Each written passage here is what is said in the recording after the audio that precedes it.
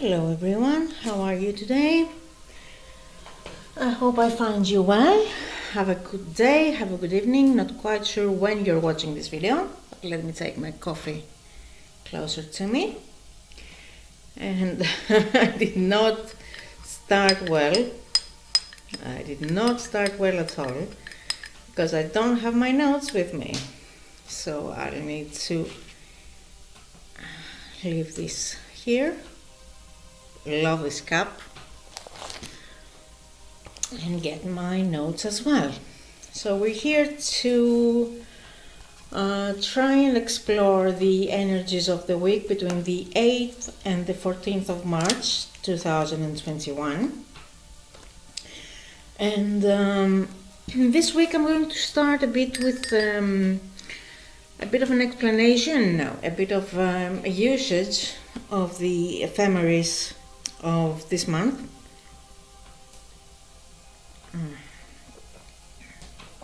I need some coffee. And the adding of a bit more of Chiron, because he's in Aries, beginning of Aries, 7th degree, and we don't have much of any angles to do with 7th degree Aries, as Saturn is making a sextile, sextile from Aquarius to Chiron, but I'm not quite sure what it will bring up, because the Chiron, as usual, is the wounded healer, is the wound that we all carry for some reason or the other. And it can be that Saturn, on the other hand, can help us to realize it and to give a bit more structure on healing it, give a bit more structure on how we can relate to it and how we can use it to progress in life. But to start with Monday, the 8th of March, we're having the moon in Capricorn, and she's making a square to Chiron in Aries. So that kind of energy, I always feel like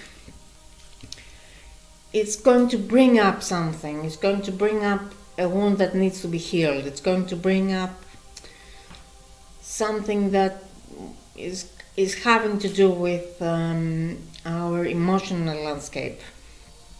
It might be something from a previous life, or it might be something from our very young years. Next to that, we have the moon in a trine to Lilith in Taurus. And Lilith is about our suppressed sexuality and our rebellion, where we need to become more independent, where we need to face fears, face, how do we call it? It's about rebellion, it's about the femininity, it's about the being a feminist, the raw need to be an independent woman, and actually the need to be able to express your sexuality and what you want to do with your body. So in a trine to the moon, it feels like we can express that side of us even more. We can use it, we can express our feelings on it, we can express our own selves, we can actually do something about it. On the other hand, we have the moon sextiling what is it? Venus, the Sun, and the Neptune, as all three are in Pisces, and it's a lot of water and earth it feels like we can express our emotions. It feels like we can tune into what we're feeling and give it a voice, to speak from our emotions, to speak emotionally, to meditate on what we want to bring, on what we want to manifest on this week, because I feel that it's a great week for manifestation. It's a very great week for manifestation. And moving on to Tuesday. So, moving on to Tuesday, we're having the moon from Capricorn moving on to Aquarius. But before she crosses onto Aquarius, she's making conjunction to Pluto. So it kind of feels like a continuation from the previous day, and helping us to find the depth in our emotional landscape, to dig a bit deeper and find exactly what we need to bring up. Because we're going to use that on the next couple of days with the Sun in a sextile to Pluto. That's the feeling I'm getting. So try to meditate, try to ask your intuition, try to ask the universe for signs on what you need to release, on what you need to let go of as we're moving on to a new moon on Saturday. Because the waning moon at the moment is asking us to take stock of what exactly it is that we are doing with ourselves, what exactly it is that we're giving ourselves, what we're giving our emotional landscape, what we're giving our bodies, what we're giving us, and what we're giving to others. So on Tuesday we also have the moon crossing into Aquarius and making a trine to Mars. And Mars being actually in Gemini, I think it's feeling a bit freer in a way of being able to speak more, being able to communicate more, being able to be more spontaneous on what we feel, on what we express, on what we communicate, on even what we're thinking. So I feel with the moon in a trine to Mars, it feels like we're getting that spontaneity and communicating more and being able to express our emotions, being able to clear our emotional landscapes, being able to free our minds from being too clinged on or to clang on the what we need to succeed and what we need to do with the Capricorn moon, and crossing over to a more vibrational Aquarius, to a more communicative Gemini Aries. So it's a good day to actually express and to actually take some stock on what exactly we need to release to the universe. Because on Wednesday, with the moon in Aquarius, she's making a conjunction to Saturn and Jupiter, and it feels like a bit more structured. It feels like we actually are able to expand in our communication, but we also put structure into it and more backbone into it, and we can actually put some power behind our words, put some power behind our emotions and express them more loudly, because the trine to Mars still is there as the moon crosses on to Aquarius and moves on from further into Aquarius. And that helps us to free our minds and free our expression and give life to our emotion, give life to our expressions, That's the feeling I'm getting. Also on Wednesday, we're having Venus in a trine, in a square, sorry, not a trine. For some reason I've made a trine, but it's a square to the North Node, as the North Node is in in Gemini, and Venus is in the mutable sign of Pisces. So it kind of feels like how we call it. I'm losing my words in Greek and in English as well. So it feels like a fight on whether we put our energy and we actually make our progress into what our purpose is, or whether we're making that kind of a progress into more about finding ourselves and finding what we want to do, what our emotions tell us, what we need to release, what we need to reshape into what expresses us more, as Venus is making a sextile to Lilith as well.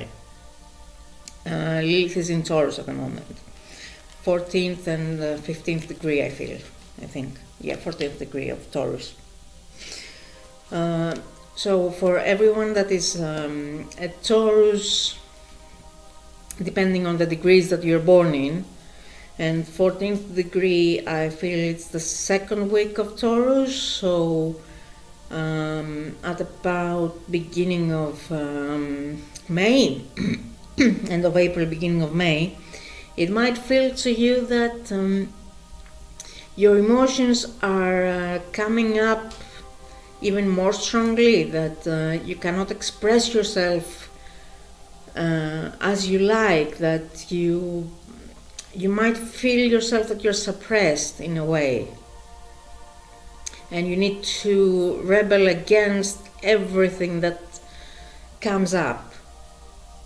Look at that in a way a bit more rational, I feel, and see if what you feel is exactly correct. Check on that first and then respond and then explode. Because with the Venus and Lilith in a sextile, I'm feeling that we're taking a bit more of a look into what our suppressed emotions are telling us, and what is our intuition telling us, and bringing that up to make more boundaries, to express our feelings and to make progress into understanding ourselves more. On Wednesday, that was Wednesday, on Thursday we have the moon in Aquarius, and it's making conjunction to Mercury. That Mercury is finally reaching the end of the third phase of his retrograde, and by the new moon we're having Mercury crossing the boundary of the beginning of his retrograde, 26th degree Aquarius. So we can all shout, yay! We can actually think clearer, and we can actually say that things are out of the shadows, things are into the light, things are moving a bit faster now, and we've actually seen and changed what we needed to change, adjusted what we needed to adjust. Everything is on track. On that conjunction, though, it's a bit earlier than the actual freedom card, and I believe that it tells us to check our emotions on what we need to adjust, check how we express our emotions, and also I feel it's a very good day to meditate and to manifest and to make a whole plan of details of what your life you want to be, of what you want to bring into the material world, as we're having the Sun in a conjunction to Neptune in Pisces. Pisces is the sign of meditation. It's the sign of connecting to different realities, to different worlds, to different people. Because Pisces is about connecting to more of our shadow world, more of our shadow self, and about vibration as well, because it's a lot to do with intuition. It's a lot to do with what we're feeling and what we offer the other people as well. So check on what you need, check on what you're receiving, check on what you're giving to the world, and also make it more detailed plans of what you want to bring into the material world. Make plans on and detailed plans of what you want your life to be and what you want to manifest into your life. But don't leave it into I need love, because love comes in a lot of ways. Don't leave it into I need I don't know, wealth, because wealth is not just money. Wealth is about a wealth of emotion. It's about having people that can help you, having people that love you, having people and experiences that complete your soul. So make a more detailed plan and make a more detailed manifestation if that's what you want. Because this conjunction and this week is all about meditation. It's all about intuition. It's all about connecting to your inner shadow world and your inner emotional landscape. Connecting to yourself and connecting to your shadows, as in working with your shadows, bringing your shadows to light so that you can solve your inner problems and actually heal your wounds from perhaps previous lives.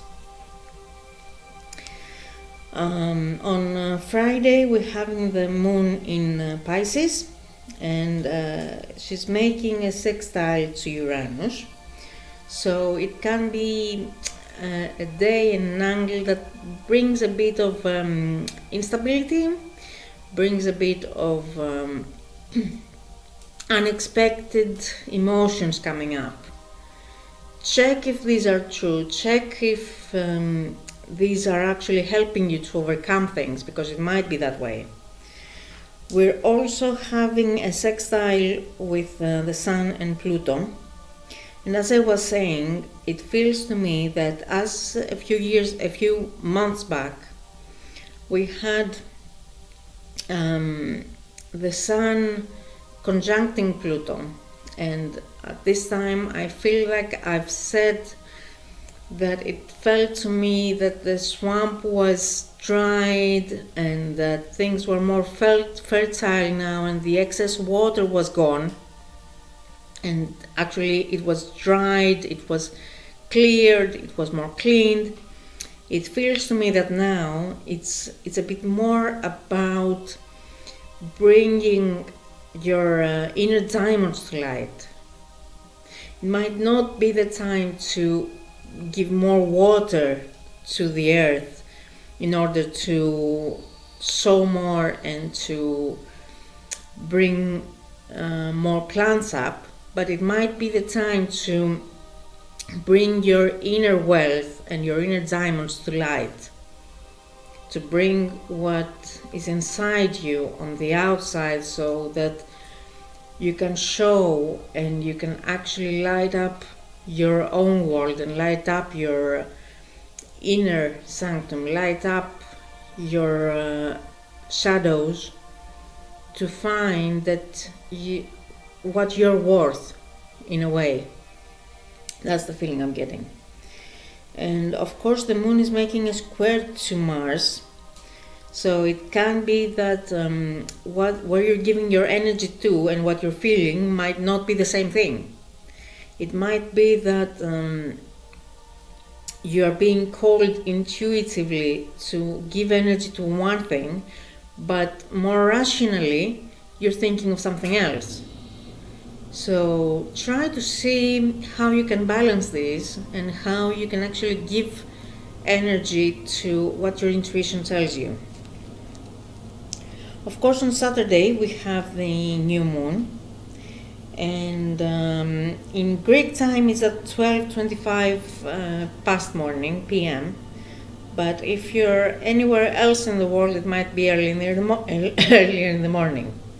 So check on your time as well, because that's 10:25 I feel Greenwich time and UK time. So from that you can find more or less where it is in your area. So the moon and the sun are in conjunction, and it's in Pisces at 23 degrees. So it's a calling for a new start, but a more intuitive start. It's a calling to a more receiving energy. It's a calling to allowing yourself to float on the water of the Pisces. It's a calling to actually clear your waters from anything that might be burdening you, and to give back to the universe the light that it's giving you, as in a mirror, because the waters of Pisces can be a mirror to everyone else. And of course this new moon is making a conjunction with Venus and Neptune, and a sextile to Pluto. So it does feel to me that this water new moon is about more listening in to your intuition, bringing up the inner light to light the darkness, and to respond to the light that is being given from the universe, to actually allow us to manifest, to actually allow us to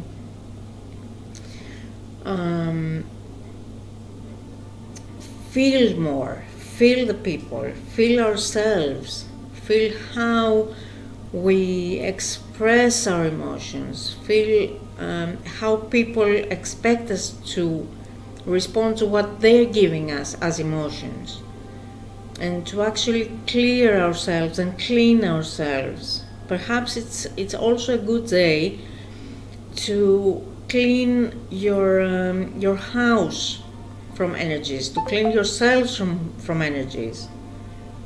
That's the feeling I'm getting for this new moon. And also we have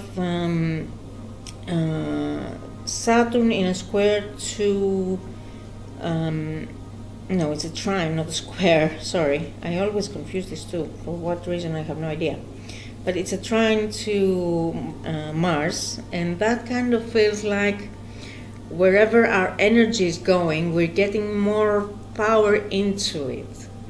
We can get more structure into it, decide where you want things to go, and feel the energy flowing into it. Feel the strength, the structure, the backbone of Saturn into what you want to manifest and what you want to do from this new moon onwards.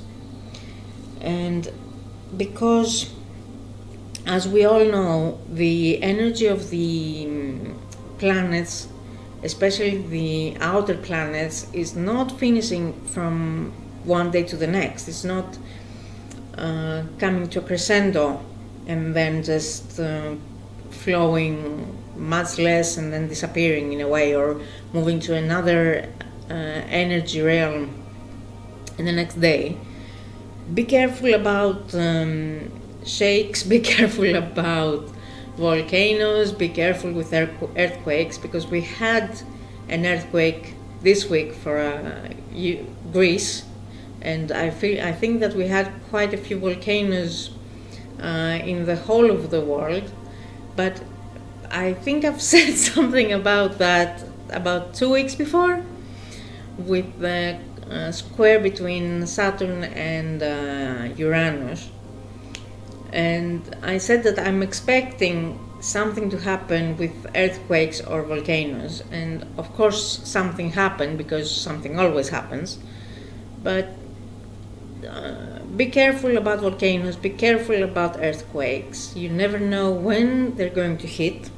And until this energy becomes transmuted into something else, things might still happen. For Sunday, we have the moon in Aries, so it's a very fiery moon. It's a very hands-on moon, and not so much about feelings, not so much about emotions.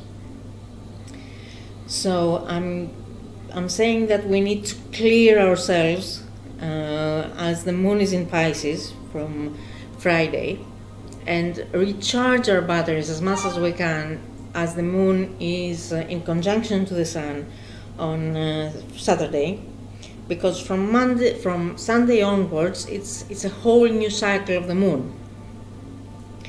And on that day we also have the Venus in conjunction with Neptune, so it's even more a continuation of the whole week, that we're having a fairy tale coming true, that we can actually manifest our fairy tales.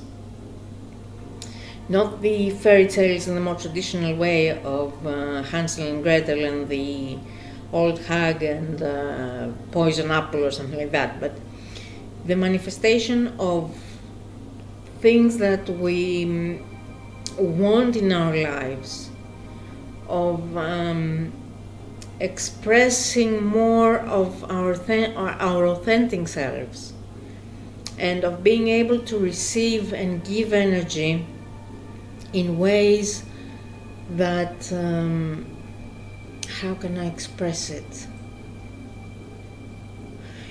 It feels like a lot of intuition coming into play. It feels about a lot of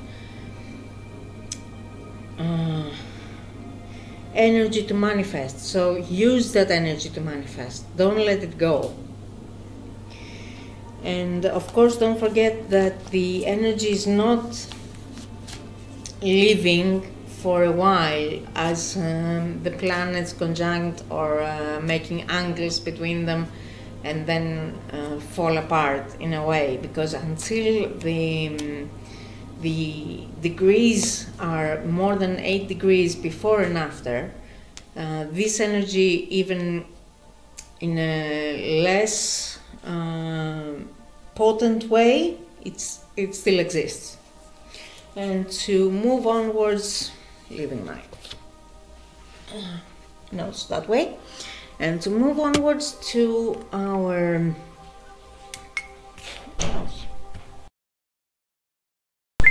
hello everyone again. We had a small break, which I probably will be able not to show you, and this will end up being a seamless video. If not, this is the second part, which is the oracle cards and the tarot. So I hope you will enjoy it as much, or maybe even more, than the Astro one. So for this week, 8 until the 14th of March, on the tarot area, we're having quite a bit, and I know you see the full spread, but as you know, I usually put 5 cards down. Well, today, as they were coming out on their own, and I had a couple, then I guess the third one came up, if I remember correctly, and then I had 3 fall out on their own. So what the heck, I'm gonna keep the 3. And so what we have is the Ace of Wands, a lot of fire in this reading, in this spread.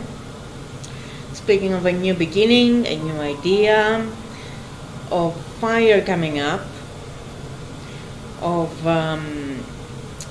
in a way it feels like an explosion. So it definitely connects for me with the whole idea of volcanoes and earthquakes and people being careful. But it's a fire Ace of Wands, so it's bringing in a new dawn, a new idea, a new passion, a way to create, more substantial way. And following it, we have the Two of Pentacles, which speaks of Jupiter in Capricorn. And as we all probably remember, we had a whole year of Jupiter in Capricorn, 2020. But of course it wasn't just Jupiter in Capricorn. We had Pluto in Capricorn, and we also had Saturn in Capricorn. So we still have Pluto in Capricorn, of course, but Saturn moved on with Jupiter into Aquarius. So it was a year of a metamorphosis, of a new way of thinking, in a way of changes as a total, and of course it brought a lot of changes.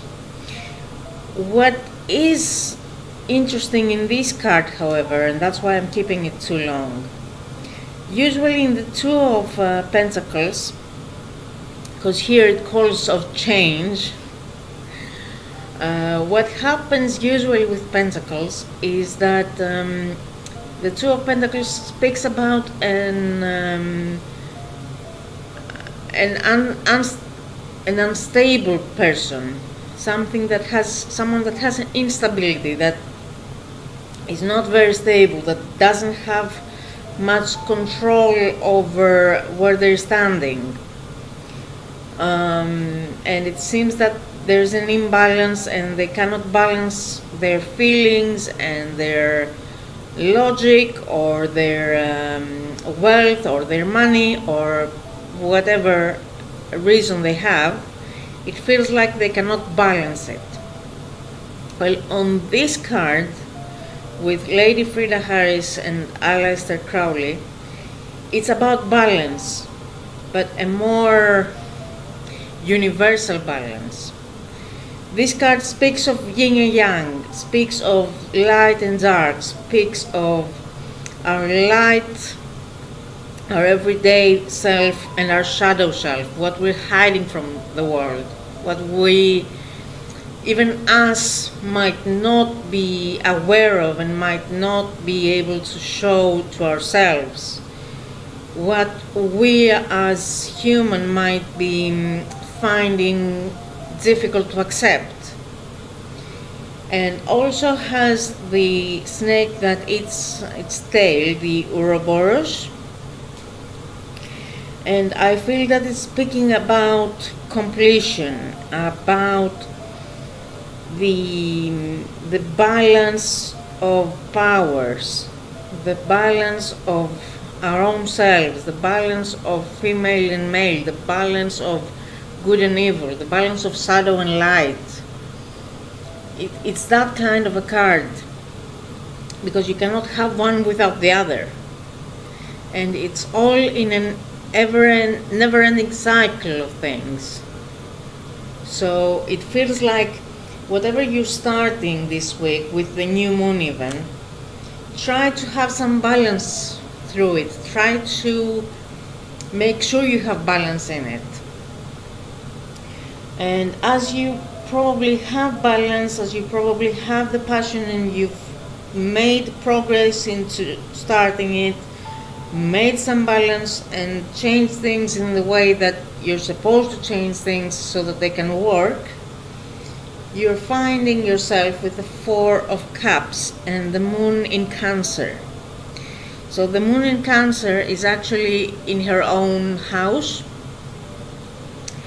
and it's a weird card as well, because you never know which card actually shows up where in the tarot. In almost every other tarot card that represents the Four of Cups, it speaks of a person that does not accept change, that does not accept emotion, that does not see what is in front of them, and they don't accept it. It feels like they're stuck in their own little world and they don't want to receive anything, they don't want to change anything. In this card, it speaks of luxury.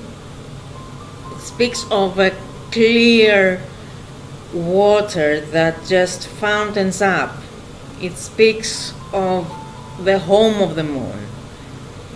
It speaks of golden cups and of very clear water. And okay, it's not a full moon, but as I was seeing it on the reflection in the screen of the PC, it felt like a full moon to me, at least. Tell me how you see it. It feels of complexity, it speaks of complexity, it speaks of genuine, clear emotion and a clear emotional landscape. For some reason I'm using the landscape a lot these days, especially today on these videos, but it feels like that. It feels of such a clarity that you can't really find it anywhere else. It feels of home. So it feels to me that through the balance, through the never-ending story of the Two of Pentacles, carrying the torch of the Ace of Wands, you can find your own place in the world, you can find your home. And through that clarity of emotion, through that mirror of emotion that brings up the fountain, that lights up in a way, you are led to the Ace of Swords. And the Ace of Swords is about breaking boundaries. It's about bringing down what you need to understand and what you need to see in the world. It kind of feels like we're breaking through with the Ace of Swords, or that we're downloading information from the universe. But either way, we are seeing, how we call it, we are actually observing a new dawn happening. And it's a very powerful reading, I feel, to whoever can actually master the meanings and the messages coming in through that. Because it doesn't speak of just any time in the human history, it speaks of now, it speaks of the light and the fire of creation, and how you can multiply it through emotion, through logic, through material meanings, to actually get a new day started, to start something new. But as it usually happens, we do have something that will lower our expectations, lower our festivities. And that's the Five of Swords, that speaks of defeat, and of course speaks of Venus in Aquarius. And as you can see, the 5-pointed star is turned downwards, so it kind of feels like whatever is from the universe is coming down to us, but it's a defeated star. It's a low vibrational energy, to me at least. That's how it feels. That we've allowed discord and we've allowed our pettiness as humans to lower the energy of what the universe is giving us. Because after all this clear emotion, all this new energy coming in, we found some way, or someone finds some way to tamper with it, to break it up. I don't know what happens. And then we need a Prince of Swords, that's the 6th card that came up on its own, to actually fight the good fight, to actually bring us back to the original vibration. Because that's what I feel he's doing. He's getting ready to go on the fight and to finish it once and for all. The last card on the deck, it's the card of Metamorphosis and Change. It's Death, and it's a Scorpio card, of course.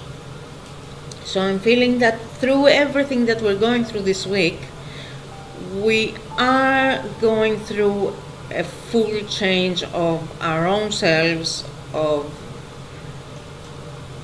our expectations, of what is happening through us, what is happening to us. I feel that I've spent too much time explaining this, and I'm hoping that you liked it, but I wanted to go through the oracle cards that actually have 3 that they turned. I have the pine, the winter solstice tree, that marks not the passing of the year, because as the Celtic Druids have it and had it, the beginning of the year of course comes with the entrance of the Sun in Aries. And this day it was to celebrate the rebirth of the Sun, the winter solstice. So the pine speaks of offering perspective and clear-sighted vision. So try to search for that perspective. Maybe you even need to change perspective for some things. See how that works with you, and perhaps meditate on it if you're feeling called to that. Journey through it and see what comes up for you. The next one is the Heathen. I had a problem with pronouncing it because I can't really read it. And speaks of bringing good fortune, generosity, and friendship. As Zoe Hind, the person that actually taught me a lot, if not everything, about astrology and tarot, send me the notes with her oracle cards, and you can actually find her on YouTube and Facebook and Instagram and LinkedIn. And if you like these cards, you can order them from her. It's her Wisdom from the Woods oracle cards. And the Heathen is a midsummer, a summer solstice tree in a way, and it's used mostly by the bees to make honey, and it's a very traditional taste of honey for the British Isles. And also it's how the honeymoon took its name, as the month when the couples of Beltane would actually spend a month together after tying the knot after a year and a day, so that there was no harm done and everyone was happy. So this one is about bringing good fortune, is about helping with having a good time, helping with bringing closer to your friends and helping you to be generous. And the last one, of course, is the oak, and speaks of strength and durability. And of course it speaks about being the doorway to your inner strength. So whenever you actually need some strength and you need to overcome any obstacles, you can definitely search for an oak and get some strength through it. Thank you very much. I will try to leave the meanings of the cards on the description box. I do hope that you enjoyed the video, and do subscribe, do like the video if you enjoyed it. Do subscribe and press that bell so that you can be notified whenever I upload a video.